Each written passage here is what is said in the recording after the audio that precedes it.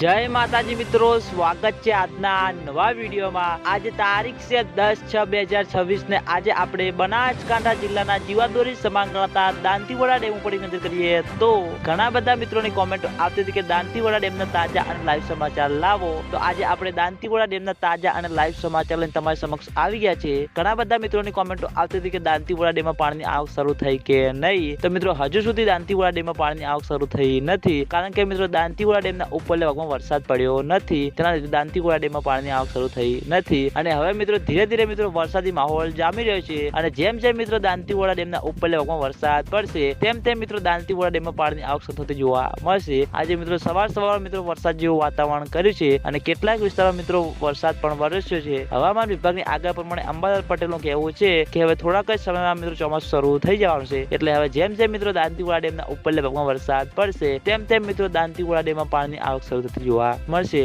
અને આજના વિડીયોમાં આટલું હતું। તમે બધા અમારી ચેનલ ઉપર નવા હોય તો વિડીયોને લાઈક કરી દેજો, કોમેન્ટ કરી દેજો અને ચેનલને સબસ્ક્રાઇબ પણ કરી દેજો। તો મિત્રો જય માતાજી।